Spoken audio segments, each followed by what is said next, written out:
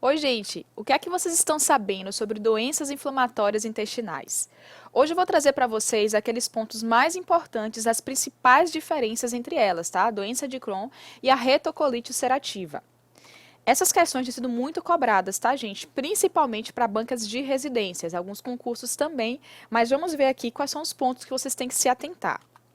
Então, primeiro, só para a gente relembrar, obviamente que o nome doença inflamatória intestinal já diz o que se trata, né, gente? É um processo inflamatório que está cometendo lá o seu trato intestinal.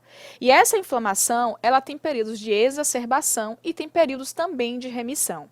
As duas doenças intestinais que a gente sempre comenta, que a gente está sempre trazendo aí nas provas, é aquela doença de Crohn, né, e a retocolite ulcerativa. Cada uma tem suas especificidades, mas qual é o grande problema aí? Os sintomas são muito parecidos, então às vezes a gente se confunde lá com as pegadinhas das questões.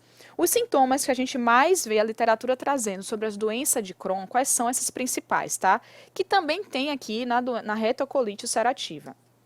A dor abdominal é muito frequente, tá? E geralmente está associada com um quadro de diarreia. A diferença principal, gente, é que essa diarreia, ela pode vir com muco, ela pode vir com sangue, mas são raros os momentos. A gente vê muito mais essa presença de sangue, de perda sanguínea nas fezes, na retocolite ulcerativa. A gente tem um quadro de febre que é mais frequente na doença de Crohn. A perda de peso, e isso está muito ligado porque se a gente tem perdas de líquidos e de nutrientes na diarreia, a gente tem uma menor absorção de nutrientes também, já que está inflamado esse intestino. Então a gente vai ter uma perda de peso, a gente vai ter também anorexia, perda de apetite nesses pacientes, muito frequente na doença de Crohn também. Vômitos ocasionais, náuseas ocasionais, mas são mais frequentes na retocolite ulcerativa. Então, principal diferença aqui que a gente pode ver, veja que se repete, né? Diarreia, náuseas e vômitos.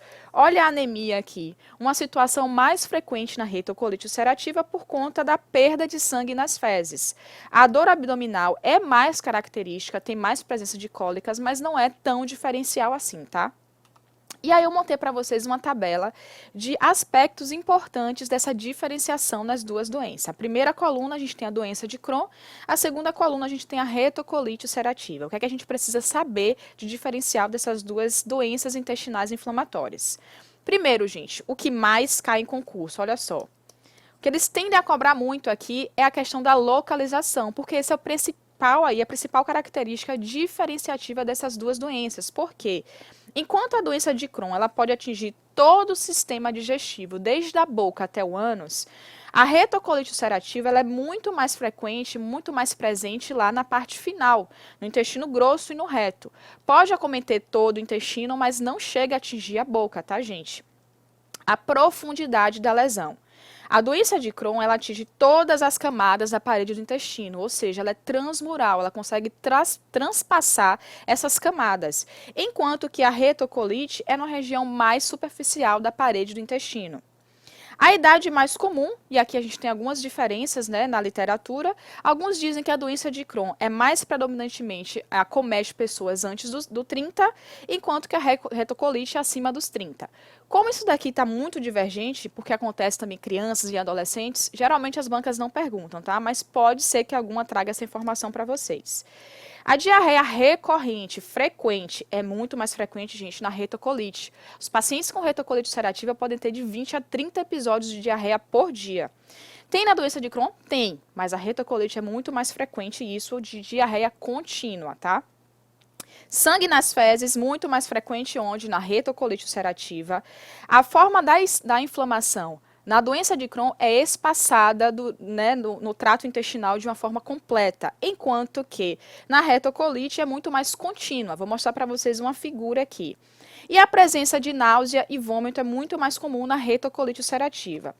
Vejam que nessa gravura ela destaca bastante a diferença de locais acometidos dessas inflamações intestinais. Enquanto a doença de Crohn acomete desde a boca, pode vir aqui desde a boca até o ânus, veja que ela é segmentada, tá, gente? Ela não consegue, ela é descontínua. É diferente aqui da retocolite, que ela afeta de uma forma muito mais contínua toda aquela parte final desse intestino. Então, principal diferença que está sendo mais cobrada aqui, tá, gente? A localização e a forma dessa localização. Contínua, descontínua, afeta todas as camadas, afeta só a camada superficial.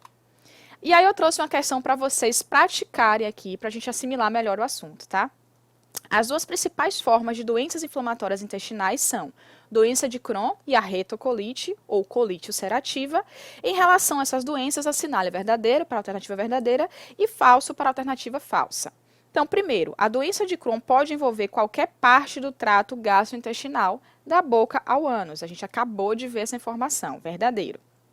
A colite ulcerativa envolve apenas o cólon e a doença sempre se estende a partir do reto. Verdadeiro, gente. Ela está sempre muito presente nessa parte final, tá, do intestino. Na colite ulcerativa, o intestino delgado e especialmente o ilho terminal estão envolvidos em cerca de 75% dos casos. Isso aqui é falso, tá? Só em responder a alternativa que a segunda já mostra que essa terceira é falsa, porque ela se concentra na parte final e não na parte mais inicial do nosso intestino. O envolvimento da mucosa na doença de Crohn é transmural. O que é isso transmural, gente? Consegue transpassar várias camadas, verdadeiro, na medida que afeta todas as camadas da mucosa. Então, a gente tem um verdadeiro aqui, tá? Na colite ulcerativa ocorre sangramento retal ou diarreia sangrenta, comumente verificada, também verdadeiro.